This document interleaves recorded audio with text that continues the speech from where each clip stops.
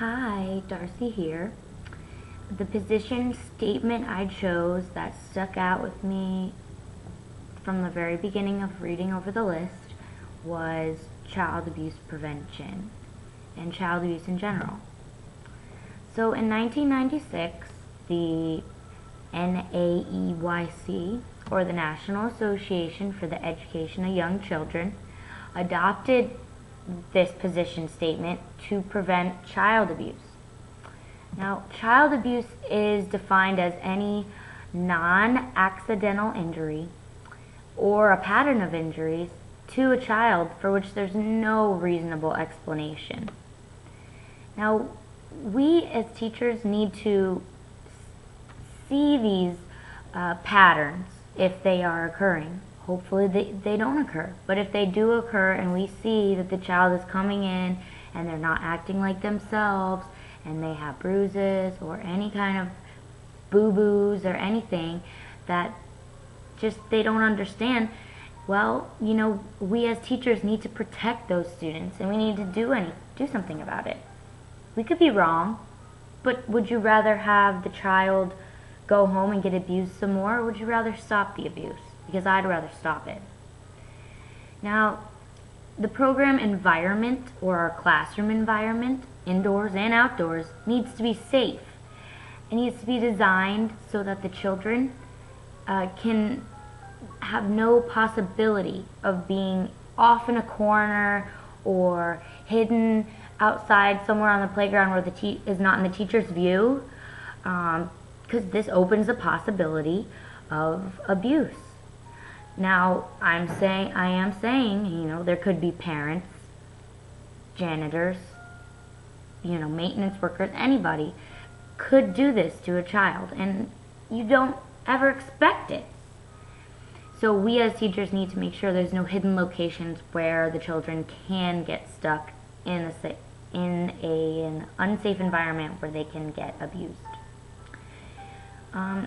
Another thing that some programs have instituted, and I do not think should be in the program, are no-touch policies. Now, they think it's a way to reduce the risk of abuse. No.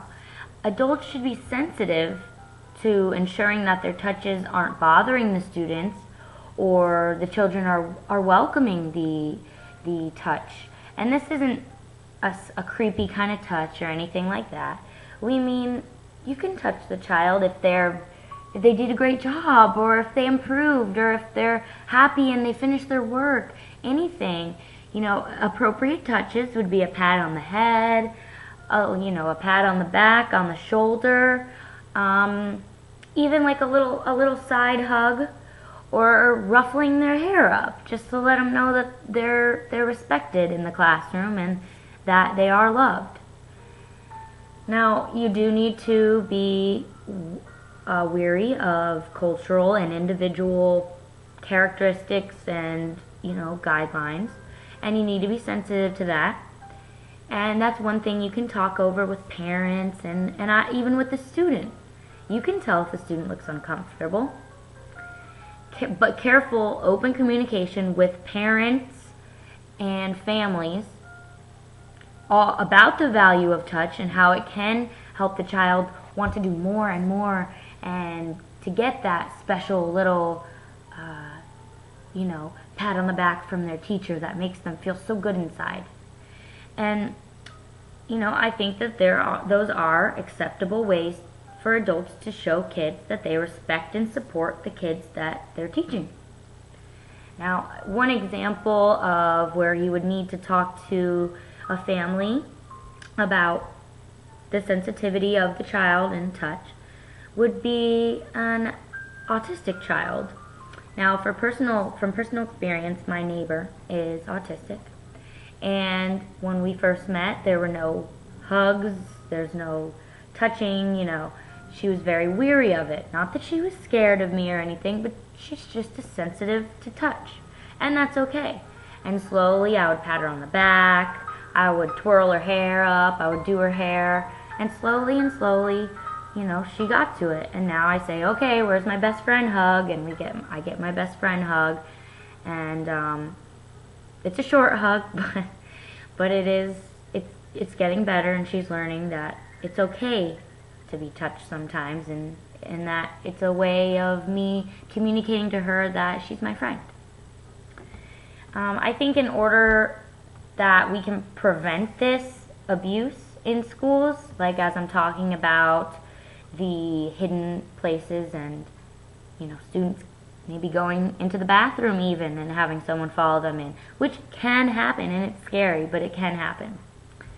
So in order to prevent this, the schools need to have careful and thorough background checks on teacher candidates as well as staff members.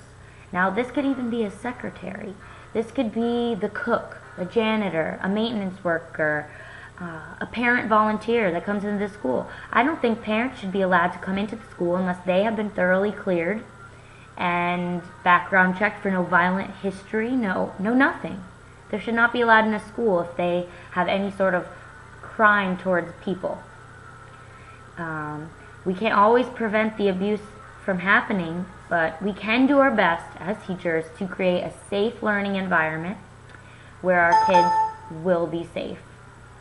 So I really think that learning about this was interesting, and the no-touch policy was definitely interesting, but I really think we need to implement some of these background checks, and these are very important.